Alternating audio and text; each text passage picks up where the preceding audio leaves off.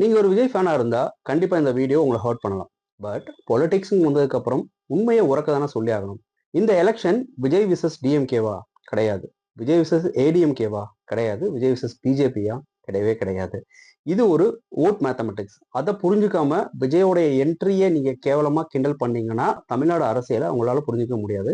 என்ன விஷயம் அப்படிங்கிறத டீட்டெயில்டா பார்க்கலாம்.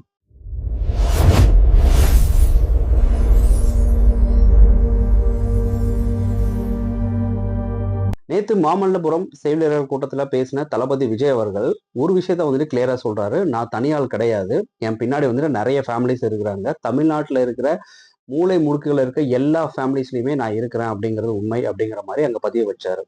இவர் அந்த விஷயத்த அங்க பதிய வைக்கிறாரு அப்படின்னா கண்டிப்பா இந்த எலெக்ஷன்ல தளபதி விஜய் அவர்கள் யார் கூடயும் கூட்டணி வைக்க மாட்டாங்க. அதே மாதிரி நம்ம ஒரு உண்மையும் அக்செப்ட் பண்ணிட்டு தான் ஆகணும். ஒரு வீட்டுல தாத்தா பாட்டி வேணும்னா இன்னமும் டிஎம்கே ஏடிஎம்கே அவங்களுக்கு சப்போர்ட்டா இருக்கலாம். அப்பா அம்மா ஓகே கொஞ்சம் ஸ்ட்ரைட்டடா இருக்கலாம். பட் இப்ப இருக்கிற யங்ஸ்டர்ஸ், இப்ப இருக்கிற பசங்க, என் பேர பசங்க முதற்கொண்டு நீங்க வந்து எங்க தளபதி டிவிகேக்கு தான் ஓட்டு போடணும் அப்படின்னு சொல்லிட்டு அடுத்த ஜென்ரேஷன் வரைக்கும் வந்துட்டு தளபதி விஜய் அவர்கள் அவங்கள கேட்ச் பண்ணிட்டாரு. ஸோ அவர் சொல்ற மாதிரி தமிழ்நாட்டில் இருக்க எல்லா மூலை முடுக்குகளிலும் இருக்க ஒவ்வொரு வீட்லயும் தளபதி விஜய் அவர்கள் இருக்காங்க. ஆரம்பத்துல ஏடிஎம்கேக்கு வந்துட்டு தளபதி விஜய் அவர்கள் மறைமுகமா சில சப்போர்ட் வந்துட்டு பண்ணிட்டு தான் இருக்கிறாங்க. அவர் எதிர்பார்த்தது எப்படியும் டிஎம்கேவை வந்துட்டு நம்ம எதிர்க்கிறோம்னா ஆண்டுட்டு இருக்கிற அந்த கட்சியை வந்துட்டு நம்ம அப்புறப்படுத்திட்டு அந்த இடத்துல நம்ம போய் உட்காரணும்னா நமக்கு ஒரு மிகப்பெரிய ஒரு கூட்டணி வேணும். ஸோ அதற்காக மாநில அரசை தாண்டி வேற என்ன அப்படின்னு பாக்குறப்போ காங்கிரஸ் அண்ட் பிஜேபி இவங்க வந்துட்டு இந்தியன் லெவல்ல வந்துட்டு பெரிய கட்சியா இருக்கிறாங்க. பிஜேபி பொறுத்த வரைக்கும் அவங்க கொள்கை எதிரி, அவங்க கூட போகவே முடியாது.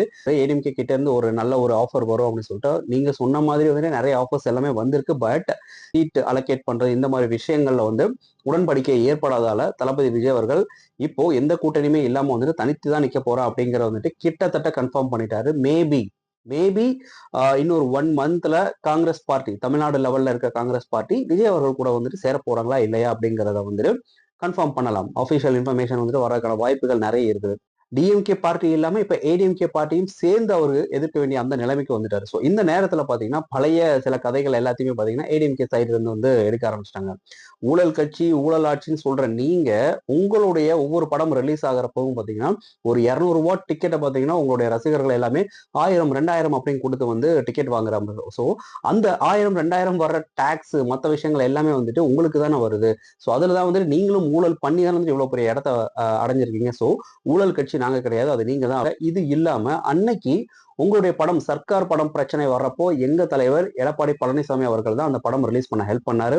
அதுக்கு முன்னாடி தலைவா பட பிரச்சனையிலும் சரி, கத்தி பட பிரச்சனையிலும் சரி, நாங்க தான் வந்துட்டு உங்களுக்கு சப்போர்ட் பண்ணோம். இப்படி பழைய விஷயங்கள் எல்லாத்தையுமே வந்துட்டு இப்ப கிண்டி கிளறி டிவிகே தலைவர் தளபதி விஜய் அவர்களுக்கு எதிராக வந்துட்டு அம்புகளை ஏடிஎம்கே சைடு இருந்து எய்ய ஆரம்பிச்சிட்டாங்க. தளபதி விஜய் அவர்கள் மென்ஷன் பண்ண ஆண்ட கட்சியும் சரி இல்ல ஆள்ற கட்சியும் சரி ரெண்டு பேரையுமே வந்துட்டு நான் அட்டாக் பண்றேன் அப்படிங்கிற இன்டெரக்டா மென்ஷன் பண்ணதால ஆண்ட கட்சியிலிருந்து வந்து ஒரு முக்கியமான தலைவர் செங்கோட்டையன் பாத்தீங்கன்னா இப்போ டிவிகேல வந்து ஜாயின் பண்ணியிருக்காங்க. ஸோ லாஜிக்கலி பாத்தீங்கன்னா இது வந்துட்டு இடிக்குது இல்லையா? பட் பொலிட்டிக்ஸ் பொறுத்த வரைக்கும் வந்துட்டு லாஜிக் முக்கியமே கிடையாது, டைமிங் தான் முக்கியம். எந்த டைம்ல யாரு கூட நம்ம அலைன்ஸ் வைக்கிறோம், யாரெல்லாம் வந்துட்டு நம்ம டீம்ல வந்துட்டு எடுத்துக்கிறோம், இப்படி ஒரு மெகா கூட்டணியை ரெடி பண்ணாதான் வந்து நம்ம ஒரு ஆண்ட கட்சியும் ஆள்ற கட்சியும் சேர்த்து எதிர்க்கிற அளவுக்கு நம்ம கிட்ட ஒரு ஸ்ட்ராங்கான ஒரு அலைன்ஸ் வந்துட்டு இருக்கணும். இன்னைக்கு தமிழ்நாட்டில் இருக்கிற சுச்சுவேஷனுக்கு ரூலிங் பார்ட்டி தான் மறுபடியும் 2026ல வந்துட்டு ரூல் பண்ணுவாங்க அப்படிங்கிற ஒரு மெஜாரிட்டியான ஒரு விஷயம் தான் மக்கள் மத்தியில இருக்கு. ரூல்ட் அண்ட் ரூலிங் இவங்க ரெண்டு பேருடைய ஓட் பேங்கையுமே பாத்தீங்கன்னா பயங்கரமா உடைப்பாரு அப்படிங்கிற மாதிரி கணிசமான சில விஷயங்கள் எல்லாமே வருது. என்னதான் நம்ம அவருக்கு வந்துட்டு டபுள் டிஜிட்ல வந்து ஓட் பேங்க் இருக்கு அப்படிங்கிற மாதிரி இங்க இருந்து ஒரு சர்வே சொன்னது, அந்த சேனல்ல இருந்து சில சர்வே சொன்னது அப்படிங்கிற மாதிரி இருந்தாலும் களத்துலன்னு வர்றப்போ இந்த ரெண்டு பார்ட்டிஸ் தான் தமிழ்நாடு இத்தனை வருஷமா ஆண்டுட்டு இருக்கிறாங்க. ஸோ இந்த ரெண்டு பார்ட்டிஸோடைய ஓட் பேங்கையும் பாத்தீங்கன்னா தளபதி விஜய் அவர்கள் தனித்து நின்று உடைப்பாரு அப்படிங்கறதுல எந்த விதமான சந்தேகமும் கிடையாது. அதனாலதான் அவரே சொல்றாரு 2026 எலெக்ஷனை கணிக்கவே முடியலன்னு மக்கள் கிட்ட டாக்கு போயிட்டு இருக்கு அப்படிங்கிறது. அது 200% உண்மைதான். நம்ம அப்படியே வந்துட்டு தமிழ்நாடு வரலாறையும் இல்ல இந்தியாவினுடைய வரலாறையும் திரும்பி பார்க்கிறப்போ வந்து ஒரு ஃப்ரெஷ்ஷான ஒரு பார்ட்டி ஃபர்ஸ்ட் எலெக்ஷன்லயே எந்த விதமான அலைன்ஸும் இல்லாம ஆல்ரெடி ஆள்ற கட்சிகளை எதிர்த்து வந்துட்டு போட்டிட்டு தனித்து அந்த ஒரு சிஎம் அப்படிங்கிற ஒரு விஷயத்த வந்துட்டு டச் பண்ணிட முடியுமா அப்படின்னு கேட்டீங்கன்னா 200% வாய்ப்பே கிடையாது. நம்ம மக்கள் என்னதான் இந்த 2 பார்ட்டிஸ வந்து நெகட்டிவ், பாசிட்டிவ் அப்படின்னு சொல்லிட்டு விமர்சனம் செஞ்சாலும், அவங்க மத்தியில பார்த்தீங்கன்னா, அந்த கட்சி, கட்சியினுடைய சின்னம், அந்த கட்சியால ஏகப்பட்ட பெனிஃபிட்ஸும் ஒவ்வொரு கிராமத்துல இருக்க சின்ன சின்ன மக்களும் வந்துட்டு வாங்கியிருக்கிறாங்க. ஸோ அந்த விஷயத்த யாருமே வந்துட்டு மறக்க மாட்டாங்க. அதனால அவங்க மனசுல இருந்து இந்த 2 பார்ட்டிஸ கம்ப்ளீட்டா அகற்றிட்டு, அந்த இடத்த அடையணும் அப்படின்னா, மேசிவ் ஃபேன் பேஸ் மட்டும் இருந்தா பத்தாது. ஒரு நியூ ஃபோர்ஸ் உள்ள வர்றப்போ, எல்லா விஷயங்களும் வந்துட்டு கண்டிப்பா அங்க வந்து செட் ஆகணும். அது இப்ப பொறுத்தவரையும் ஒரு 50% தான் வந்து விஜய் அவர்களுக்கு நடந்திருக்கு.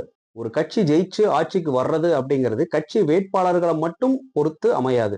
இப்போ ஒரு ஊர்ல ஒரு எம்எல்ஏ கேண்டிடேட்டை வந்துட்டு ஒரு வேட்பாளரை டிவிகேல இருந்து நியமிக்கிறாங்க அப்படின்னா, தளபதி விஜய் அவர்களை வந்துட்டு அவர் சொன்ன மாதிரி 234 தொகுதிகளிலும் உள்ள நூக் அண்ட் கார்னர் எல்லா வீட்லயுமே பாத்தீங்கன்னா அவருடைய போட்டோ இருக்கலாம். அவங்க மனசுல வந்துட்டு விஜய் இருக்கலாம். பட் அவர் நியமிக்கிற அந்த வேட்பாளர் பாத்தீங்கன்னா அவங்க மனசுல இருப்பாங்களா? என்னதான் அவர் வந்து இப்போ லாஸ்ட் ஒரு மீட்டிங்ல கூட சொன்னாரு, 234 தொகுதிகளிலும் நிக்க போது தளபதி விஜய் ஆகிய நான் தான் அப்படின்னு வந்துட்டு சொன்னாரு. பட் அது பேச்சுக்கு வேணா நல்லா இருக்கலாம். பட் களம் அப்படின்னு வர்றப்போ வந்து ஆல்ரெடி இருந்த மிகப்பெரிய வேட்பாளர்கள் எல்லாமே வந்துட்டு அந்த இடத்துல நான் ஜெயிச்சே ஆகணும், அந்த இடத்துல நின்னே ஆகணும், அந்த இடத்துல வந்து போட்டி போட்டு நான் யாரு அப்படிங்கறத வந்து மறுபடியும் ப்ரூஃப் பண்ணணும். இல்ல ஆல்ரெடி இருக்கிறவங்க அந்த இடத்த வந்துட்டு விட்டு கொடுக்காம வந்துட்டு போட்டி போடுவாங்க. ஸோ அங்க ஒரு மூணாவது ஒரு பார்ட்டி வந்து உள்ள வரப்போ ஒரு ஸ்லைட்லி டிஃபரன்ஸ் ஒப்பீனியன் வந்துட்டு வரலாம். அந்த ஒப்பீனியனை வந்து தளபதி விஜய் மட்டுமே அங்க இருக்கிறாரு அப்படின்னு சொல்லிட்டு யாருமே வந்துட்டு நினைக்க மாட்டாங்க. ஸோ அதனாலதான் சொல்றேன், வேட்பாளர்களை மட்டும் வச்சு அவரால் ஜெயிக்க முடியாது. கட்சி தொண்டர்கள் கிட்டத்தட்ட அந்த ஒரு A to Z அங்க ஆரம்பிச்சு பூத் லெவல் ஏஜென்ட்ஸ் இருக்காங்க பாத்தீங்களா, அவங்க வரைக்கும் வந்துட்டு அந்த கட்சிக்காக என்னோட தலைவன் வந்துட்டு சிஎம் ஆகணும் அப்படிங்கிற ஒரே ஒரு குறிக்கோளோட உழைக்கிறதுக்கு ரெடியா இருந்தாங்கன்னா கண்டிப்பா தளபதி விஜய் அவர்கள் சிஎம் ஆகிறத யாராலையும் தடுக்க முடியாது. அந்த அளவுக்கு ஸ்ட்ராங்கான கட்டமைப்பு இன்னைக்கு தாவேகாக்கு இருக்கு அப்படின்னு கேட்டீங்கன்னா அவங்களும் ட்ரை பண்றாங்க. நம்ம வந்து ஆல்ரெடி சொன்ன மாதிரி யாருமே புதுசா வர்றவங்கள வந்துட்டு போட்டு டாமினேட் பண்ணக்கூடாது.